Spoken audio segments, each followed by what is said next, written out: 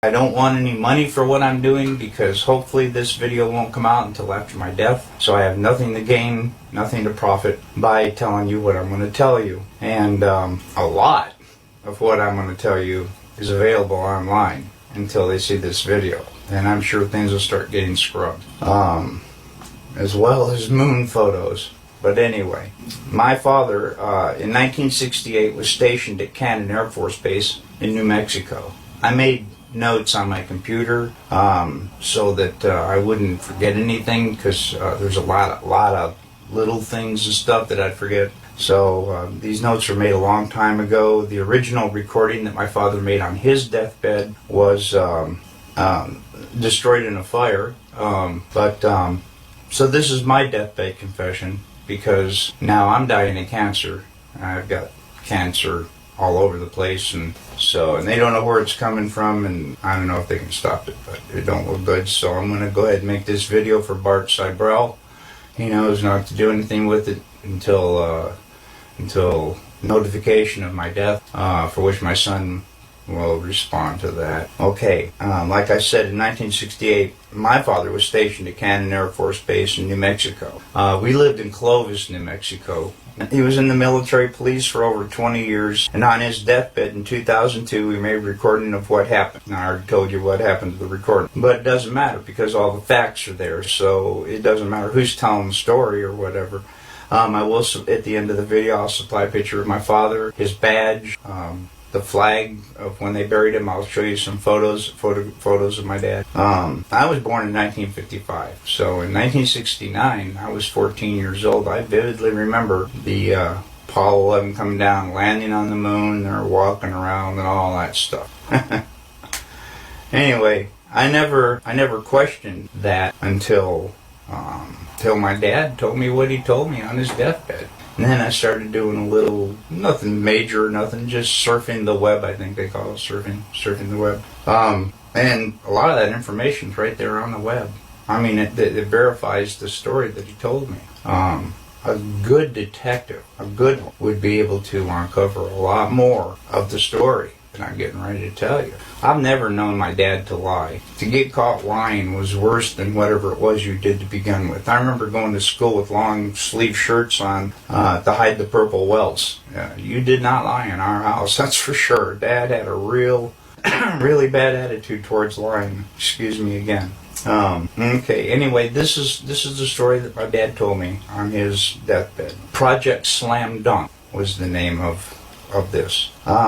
President Johnson in 1968, okay, in Cannon Air Force Base in 1968, he said by the time he got there, that there was already 2 large hangars that were connected. There was hundreds of dump trucks that came in and dumped sand and stone, and cement powder was powdered over the top of all that to make it look like a lunar landscape. They had men that fashioned it into a lunar landscape, he said. Okay, I've never known my dad to lie, so this all took me by surprise. You know, what's that all about? So anyway, he said that in front of the airplane hangars was pole framing with large canvas tents that was concealing the inside of the staging area. Inside the staging area, on flatbed trucks, was uncrated the lunar lander that was reassembled back inside the hangars. All of the walls were painted flat black, and the ceilings as well. He was sworn to secrecy by the NSA, and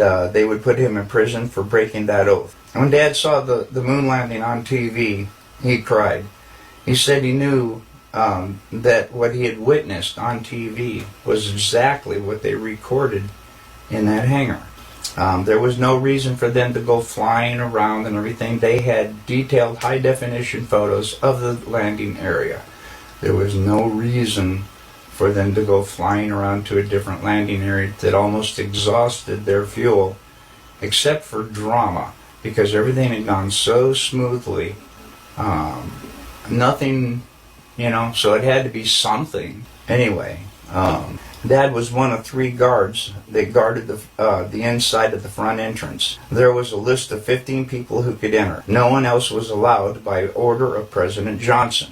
And here is that list, and I gave it to Bart Sibrel as well. and he checked out a lot of these names, and he says he can verify a lot of these people and what they do. And I come across a couple myself. Anyway, President Johnson, Neil Armstrong, Edwin Alden, Werner von Braun, Robert Emenegger, Gene Kranz, James Webb, Joe Kerwin, Dr. Thomas Paine, Glenn Looney, Dr. Christopher Kraft, Dr. James Van Allen, General Trudeau, Lieutenant Colonel Donald Simon, and Grant Norrie. Now, the only two that I really have information on is Robert Emenegger. Apparently, he did a lot of video work and stuff for the Department of Defense.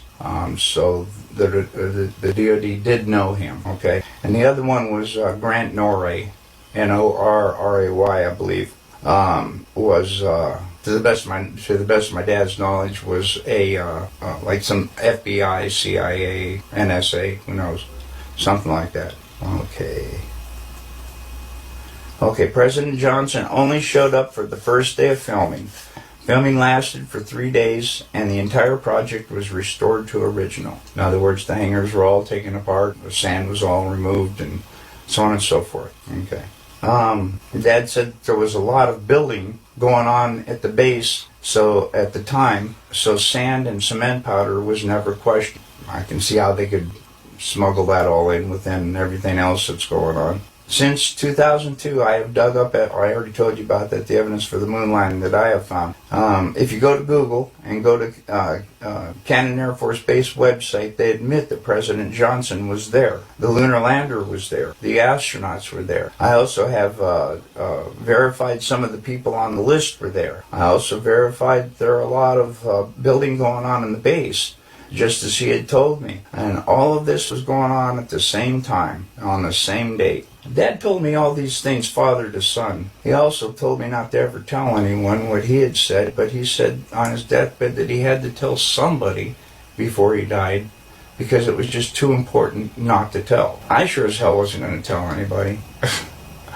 Yeah, I feared for my wife and me and my son, and I'll tell you why. Ever since I contacted Bart Sabrell, I think they may be listening to his phone once in a while, because I never had any problems until I contacted him and told him my story. No, I don't want any help. I just want somebody to pick up where I left off and be able to prove with the information I've given.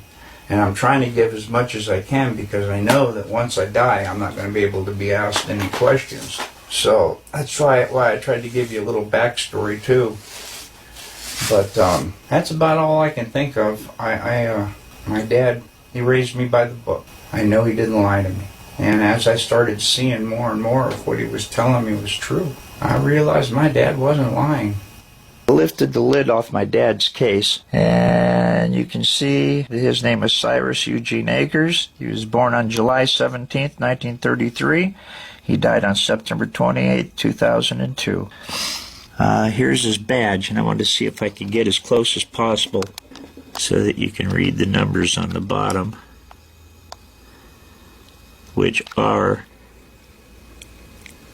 okay, there it is.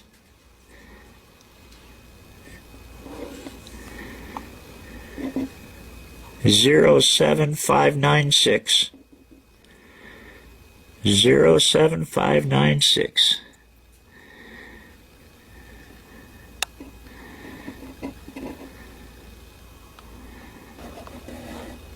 That's my dad.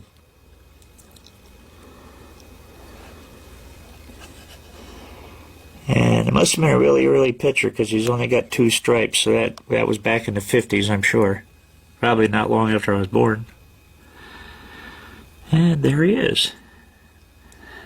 That's my father.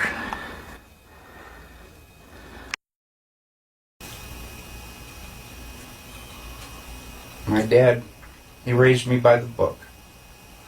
I know he didn't lie to me. And as I started seeing more and more of what he was telling me was true, I realized my dad wasn't lying.